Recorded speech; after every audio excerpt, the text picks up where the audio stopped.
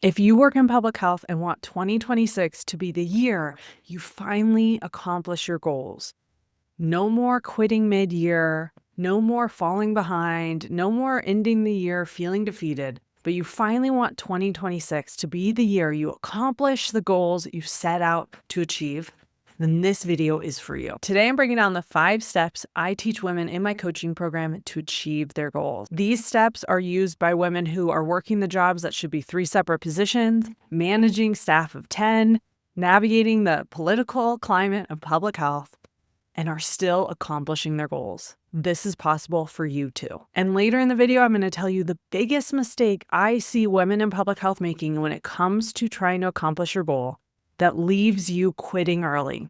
And I promise it's not what you think it is. So let's get into it. But first, if you're new here, my name's Marissa McCool, also known as the Public Health Burnout Coach. And I describe myself as a go-getter, a high achiever, as you might be. And I've struggled a lot with achieving my goals. I set lots of goals. I get really excited. I have plans for it. And over the years, I've really struggled to follow through and accomplish my goals. And then I feel shame and I feel guilt. And then it makes it even harder to set goals the next time. But I cracked the code on how to achieve my goals and not give up on myself. And I'm so excited to share those with you here today to make your 2026 the year you finally accomplish your goals. If you clicked on this video, you're probably someone who is either also go-getter and high achiever, or you want to be. You've clicked on this video because you want to accomplish a goal this year. Maybe it's to read more books, to lose weight, to get stronger and work out more, to get a new job, to make more money, start a business, run a marathon. Anything and everything is available to you in 2026. You're here because you're striving to expand your life and look beyond your horizon in 2026. And that's amazing, and you're in the right place. So let's get into the steps to help you make 2026 the year you accomplish everything you want. Now, step number 1, set a goal that is doable in the context of your life. And most importantly, set only one main goal. I know for some of you, this might feel really challenging. You want to achieve 10 things this year. However, that's one of the reasons that we end up giving up on our goals is we're trying to do too much too fast. The other reason is we're often setting goals that aren't really feasible in the context of our life. They might be feasible in 5 years and 10 years from now, but in the current context of our life aren't as realistic. And that's okay. It doesn't mean anything's wrong. It means let's set ourselves up for success. Pick one goal that feels doable. Maybe it's a stretch goal. Maybe you'll have to work hard. Maybe you'll have to plan. Yes, there'll be obstacles, but you can do it. You can achieve this goal in 2026. So here are some questions you can ask yourself, and I encourage you to journal, take down a pen and pad, or if you like to type, and really reflect on this. What do my actual days and weeks look like, and how can I fit in accomplishing a goal? How much time and energy do I truly have to give to a goal? If I had a chaotic week, what goal would I want to still work on and follow through on? And if you don't know exactly what that one goal is, that's okay. You can still brainstorm. You don't have to have your goal set on January 1st. You can have it set on February 1st, February 15th, March 30th. It doesn't matter. You can spend some time reflecting on this if you want. But it's really important to distill down to just one goal that fits in the context of your life, because this increases the likelihood that you will accomplish it. And that's ultimately what we want. And later on in this video, I'm going to show you how doing this first step actually makes the rest of the process so much easier. But let's get on to step 2. Plan for obstacles. This is one of the steps I see most people skipping. We want to cross our fingers and hope that there are no challenges and no setbacks and no obstacles in the way. But that's not realistic. Anytime we are making progress or aiming or doing work to achieve a goal, there are going to be obstacles, there are going to be setbacks. If our goal is to get a new job, we're going to get some rejections. If our goal is to lose weight, we're going to have some weeks where we feel like we've plateaued or we haven't made any progress. This is normal. This is part of the journey. I want you to not just expect it, but plan for it. Because if you don't plan for it, what happens when you hit a roadblock? Your schedule gets really busy, you have a new project, so you're not going to the gym, or your kids are constantly getting sick, so you're not able to do all the networking calls you want to do. Your brain goes, see, it's impossible, it's not going to happen. Might as well give up. Or we see that we're not making as much progress. Maybe we haven't lost as much weight as we hope we would, or we're behind on the readings for the books we want to read. And our brain says, see, might as well just give up now. You're already behind. And that's how we end up quitting. That's how we end up giving up on ourselves. But we don't have to do that. When you plan ahead for these obstacles, you can plan strategies and solutions to overcome them so you can keep going. So what I want you to do, and again, get a journal and actually do this step, is brainstorm a whole list of what are some potential obstacles and challenges and setbacks I might face as I'm working towards this goal. So let's say your goal is to be consistent with getting to the gym 3 times a week. Brainstorm a list. What are some potential obstacles that will get in the way? My schedule changing, people quitting at work and me having more work put on my plate. Maybe my spouse and I share a car and negotiating the car. Maybe I get injured and it throws me off. Maybe I get sick. Maybe I'm emotionally exhausted from work. Then for each obstacle you identify, ask yourself, how can I plan for this? How can I plan to try to prevent this? But also, how can I plan for when it does happen, how I'll overcome it? Let's say an obstacle you identified for getting to the gym 3 times a week is getting injured. And you plan ahead of time, okay, if this happens, I'm going to prioritize rest, but I'm going to still stick to the habit of doing something 3 times a week. Maybe I can't go to the gym, but maybe I'll stretch. Maybe I'll ice my injury. So I'm still in the habit of prioritizing my body and keeping that time for the activity that eventually, once I'm healed, will be back at the gym. Maybe one of the obstacles you identified is there might be a period where I have a lot of extra work and I'm really crunched for time, or my kids have a million activities and I don't have a ton of time for me. Okay, what can you do for that? What's plan B? Well, maybe I can shorten my workouts. Maybe instead of getting to the gym, I can do some at-home workouts, body weight workouts, a YouTube video, resistance bands. This is the secret to making progress all year long, not just in January. When we've got that intrinsic motivation, when we're excited, this is the secret to continuing to make progress, even when that motivation wanes, even when that excitement fades, even when the new year glow is wearing off. Once we get to step 4, you will really see why this planning step is so essential. But let's talk about step 3 first. Step 3 is utilizing systems to help you be successful. So often, we either want to rely on willpower, just forcing ourselves to do it in discipline, or just crossing our fingers and hope it works out. But we need to prep ourselves for success by utilizing systems to make it easier to not just get started on our goal, but keep going on our goal. So let's say that your goal is to read 52 books this year. Maybe that's 1 book a week. Maybe you're giving yourself flexibility of when that will happen, but your goal is 52 books. What is a system you can implement that will make it easier for you? Well, one of the biggest things that can get in our way with a goal like that is decision fatigue. Which book am I reading? When am I reading it? Am I ordering it online? Am I getting it at the library? Well, what if it's not available at the library? What if there's a long wait? You can set yourself up for success by building a system. Maybe you create an Excel sheet and you list out 52 books that you want to read, a plan A of where you'll get it, maybe it's the library, a plan B of what you'll do if it's not available. That way, when it's time to get your next book, let's say it's not available at the library, you have a plan B. Maybe that's moving down the list and coming back to it later. But it makes it easy, so every time you finish a book, you just go to that Excel sheet, you identify the next one, you see if it's available. If it's not, you go to plan B. Notice you don't have to make as many decisions as you're making progress on your goal. Let's say your goal in 2026 is to get a new job. Well, you're going to have to find jobs. You're going to have to create CVs for them and cover letters and probably personalize them.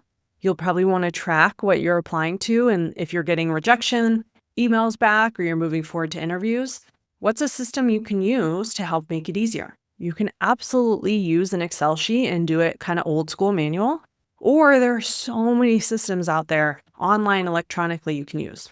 One example is Teal. I will tell you, not sponsored at all. I just know about this because my spouse has used it and I have used it as well. There's a million others very similar to it, so you don't have to use that one. But it's basically an online program that has built the system for you to track the jobs you've applied to customize your cover letter, your CV, to track the responses and make it really easy. Here's why these systems work to help you achieve your goals. Think of them like the framing in a house. When it's windy, when there's a storm, when it's snowing, it holds the house up. Same thing for systems. When you get exhausted mid-year, when you get sick, when you get tired, when you get busy, these systems can help hold you up so you can continue to make progress on your goal. If you want a resource to help you with building systems, I highly recommend the book Atomic Habits.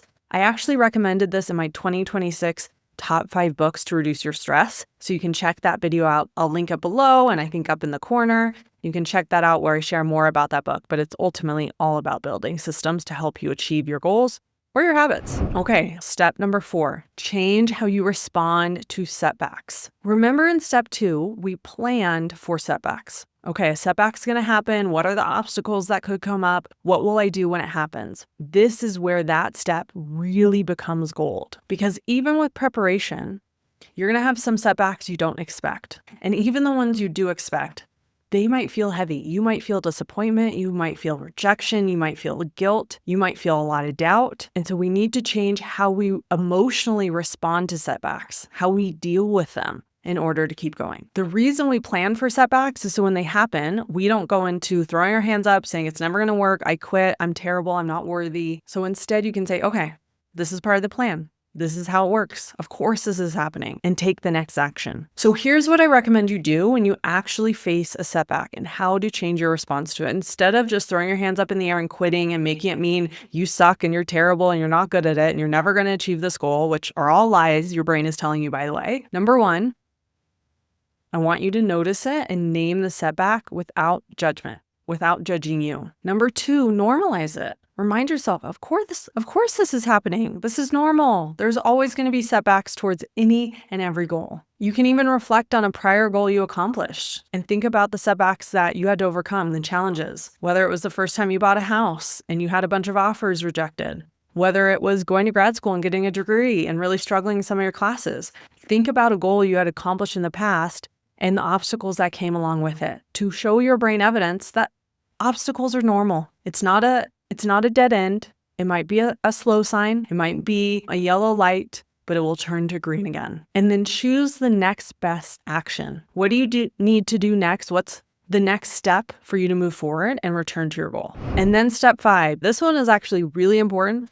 And I will tell you, you will be tempted to skip this step. I want you to celebrate your progress and your small wins along the way. Most of us, including myself, want to wait until we've accomplished the big goal to celebrate. We put off celebration. We think we'll jinx it, that we're getting too cocky, that we're going to celebrate and then it's not going to work, we're not going to achieve it, and then we'll regret it and feel like we look stupid. None of that is true. Psychology research shows that humans are more motivated for long-term success and long-term progress by positive reinforcement, not by shame or not by guilt or not by putting ourselves down. So the more we celebrate our progress and our small wins along the way, the more likely we are to keep going and to not give up. So let's say you have that goal of reading 52 books in a year. Every time you finish a book, how are you going to celebrate? Are you going to write a review on Goodreads? Are you going to tell a friend about it? Let's say your goal is to lose weight. Every time you lose 20 pounds, how are you going to celebrate? Are you going to get coffee with a friend? Are you going to treat yourself and buy a new top that's really pretty? How are you going to celebrate? One of the ways that I celebrate my progress towards my goals is something I created, a tool I created called the Pride Jar.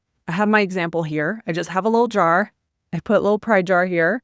And here are all my little notes. So every day as I'm working towards a goal, at the end of the day, or you can do this at the end of the week if that's easier, write down on a piece of paper something you're proud of yourself for, or progress you've made, or accomplishment you've made on the way to your bigger goal, and put it in this jar. And it will really reinforce to your brain every single day that you are making progress, that you are having success. And not only will this help you keep the momentum, but it will help you not quit at setbacks because you will have built so much evidence that you are having success and you're making progress. And then the setback will look small. It won't look like a huge barrier. It will look like something you can overcome. Now, before we wrap up, I mentioned in the beginning of the video that I was going to share the number one mistake I see women in public health making when it comes to setting goals and working towards their goals. And that is assuming that if you experience doubt about achieving your goal, it means you shouldn't be working on it. It's impossible. You're going to fail. That's a lie. Doubt doesn't mean any of that. I want you to know that doubt is a normal experience when we're working towards a goal. When we are doing something new, when we're stretching ourselves, when we're trying to accomplish something, our brain naturally brings up doubt. That is part of how the human brain works. The only way that doubt disappears is once you accomplish the goal. If your goal is to run your first marathon, you're going to have moments of doubt the whole way through. It's not going to be until you cross that finish line at the marathon that doubt is going to disappear. Now, maybe you're running your 5th marathon.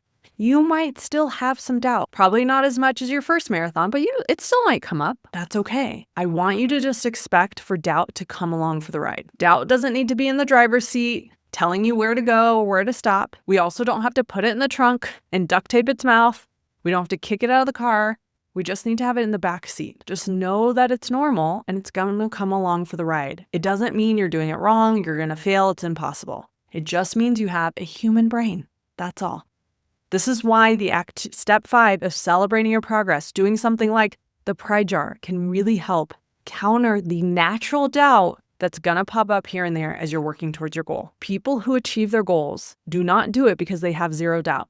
They accomplish their goals because they keep going despite their doubt. Now, in the next couple weeks, I will be sharing more videos with you of practical tips and guidance to achieve your goals this year, including 5 book recommendations that are going to help you accomplish your goals that you can read or listen to throughout the year that give you tips and tricks and insights specifically as it relates to achieving your goals. But before you go, I'd love to hear, what is your goal for the year? Is your goal to get stronger, to eat more balanced meals, to go to bed at a certain time, to make more friends, to find a partner, to buy a house? What is it? Drop in the comments and let me know. My goal is to read more books, and I'm so excited to share more with you about it. I'm going through this process myself. Right now, I'm deciding how many books I want to read, what type of books. I'm creating a system for myself. I'm picking the books ahead of time. I'm figuring out a way to celebrate those wins and to overcome obstacles. I'm following this exact process I taught you today, and I'd love to hear what goal you're going to work on. Drop in the comments, let me know. Make sure you subscribe so you don't miss any of the upcoming videos. Bye, everyone.